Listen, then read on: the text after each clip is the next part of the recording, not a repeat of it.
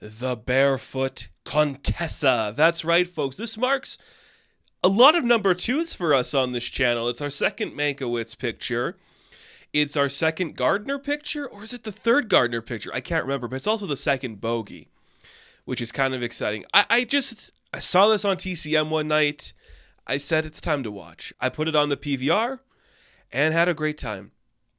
This is one of those rare films with bogey in particular I haven't really experienced before. It's always been on my radar. I've always known about its existence because it's kind of based on true events. They took inspiration from Rita Hayworth, from the real life of Ava Gardner, and something about that I just connected with, and I was like, I'll get to it eventually. I decided it's time to do it, and what better way to do it than to talk about it on this show? Because here's the thing, this is a really fun film. I'm not going to sit here and tell you it's my favorite of Mankiewicz or my favorite of Gardner or of Bogey. But just seeing them all work together is very impressive. And yes, of course, there's the behind-the-scenes drama where Gardner and Bogey hate each other. But come on, Bogey hates everybody. Gardner deserves better. We get the story. It's as old as time. But it's also the type of story I love to see. This movie in particular is straight up my cup of tea for this old style of filmmaking. It's like, come on, if I want to see something that does so many different stuff in terms of filmography, you go here. It's a noir film, it's a romance film, it's an epic, it's a biography. It's taking all these opportunities to tell these unique and different stories with this one woman, and it's very cool. So we are following the lives of Maria Vargas. She is this popular dancer out there on the other side of the world. And we see a couple of producers from Hollywood want to pick her up and bring her to Hollywood, make a couple of pictures, baby. And then she falls out of favor with the producer, goes across the world, meets a nice, lovely man, becomes a Contessa after she marries a count, and she dies. And you're like, ooh, what is that? And the way this movie is structured is surprisingly interesting. Because you're like, okay, you have Bogey as like the central lead. He's the director, writer of the pictures that this woman is going to be starring in. And he's essentially the father figure, which I'm like, that is a big shift where you don't really feel like he would go that route.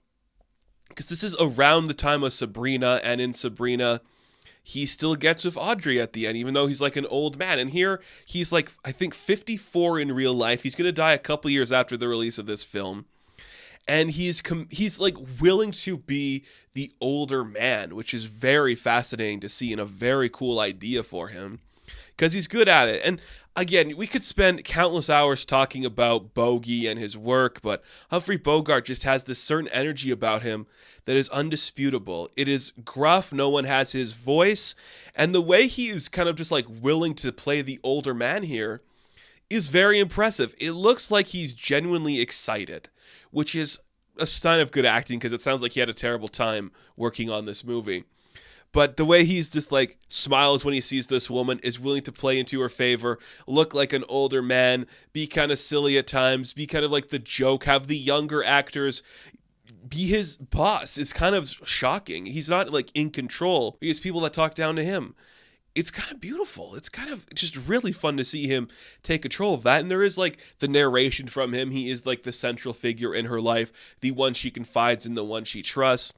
But he's also not like the lover of her. She has she has a couple like secret lovers throughout the piece. That's kind of the thing, is that Maria is this woman who has this need to be royal, to be special in terms of like a princess, where she wants to have her Prince Charming, doesn't know how to find that, doesn't find it in the right men. And when she thinks she finds the right men, like her count at the end, he can't perform certain duties, which, that scene at the end of the movie where we see, what's his name? It's Vincino is just trying to explain to her what happened to him in the war and how he can love her with all of his heart, but parts of his heart he cannot love her with.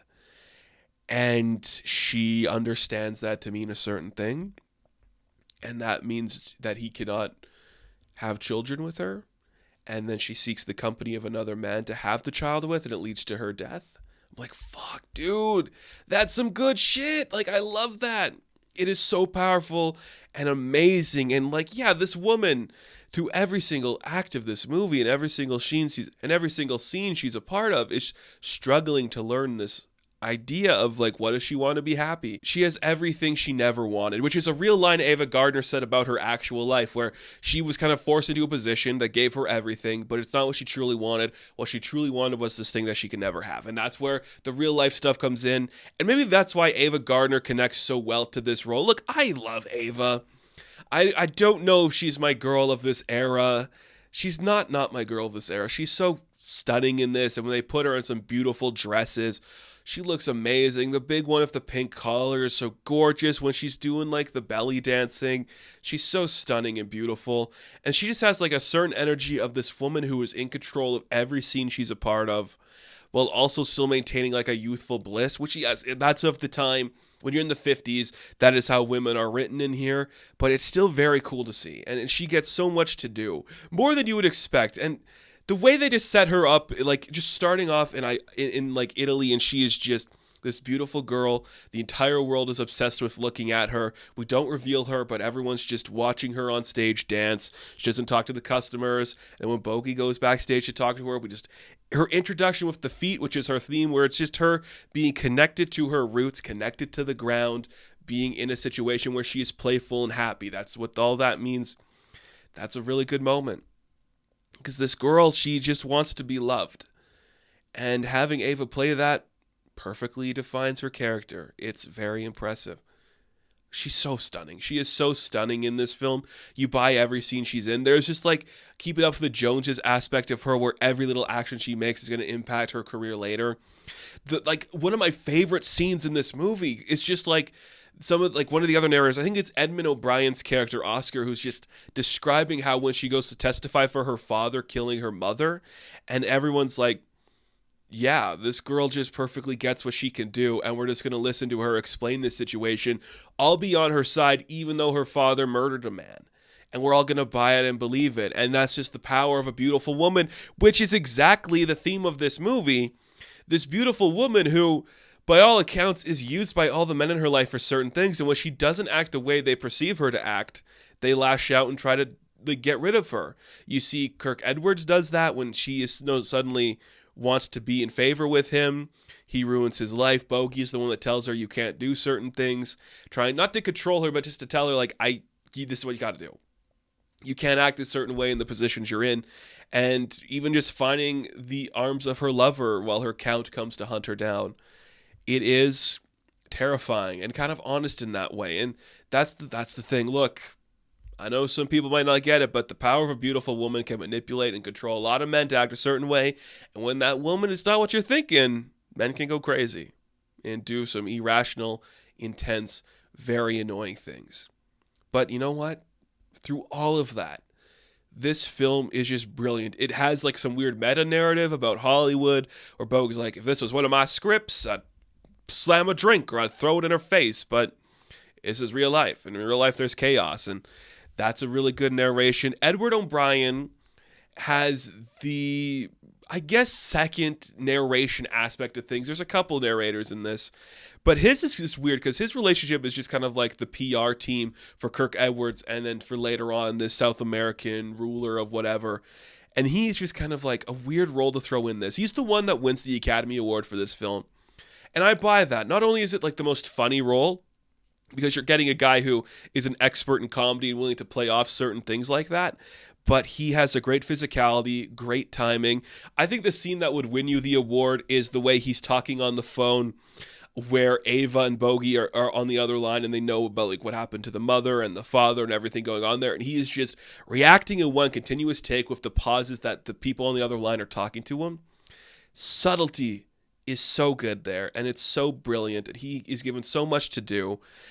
Beautiful, absolutely beautiful performance. I don't hate a single performance in this movie. One of my favorite characters is Jerry, who is Bogey's wife in this. She shows up for maybe 3 scenes. Is just the star because she's like a woman who is commanding the room almost in a way that we never see Maria Vargas do, where she is just comfortable enough to know she has nothing to worry about. She's not worried that Bogey's going to go over there and kiss Maria. She just knows, like, hey, this is a girl that he wants to help because she needs someone to guide her. And, like, that's kind of brilliant and kind of subtle. And I love that they actually built like a really big statue of Maria Vargas or Ava Gardner in the bare feet. And then in real life, Frank Sinatra bought it. Like, what the fuck, dude? That's your ex-wife. It's so bizarre.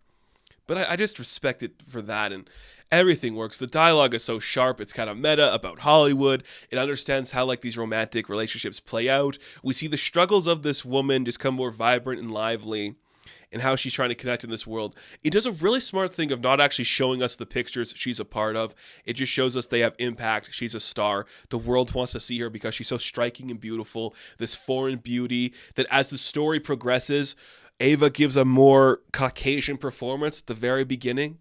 She definitely has like an accent to her. And yes, let's be real, she's not like the most Spanish looking woman.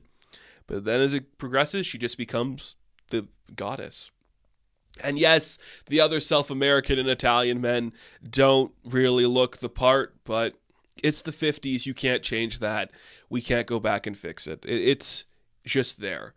I think this film is really strong. It has so much going for it. A beautiful story of three separate men telling their relationship to this woman after her death, how she wanted to fall in love, how she wanted to be happy, the lengths she would go to for that happiness, while still telling this really weird, incestuous story about how deranged Hollywood is. I'm like, that's perfect. Bogey giving a very happy performance where he's smiling, he's giddy. He's like, I'm 54, might as well enjoy what I'm doing here. People are still going to come to see me for this, so it's good. It's strong. It's awesome. I really liked this. It worked well. A great Gardner film, way better than Cleopatra, and something that makes me happy. And that's all you really need. The Barefoot Contessa, a beautiful love story, a beautiful Hollywood story. Gardner is stunning. Bogey is phenomenal. Edmund O'Brien, Academy Award winner for this thing. Definitely worth checking out. Definitely a fun picture. So that's going to do it for this episode of Classic Tales. So thank you guys for watching this video. Be sure to like and subscribe to the channel. As always, you can check me out on Instagram, TikTok, and Hive, and I will catch you in the next one. Have fun. Stay safe. Good luck.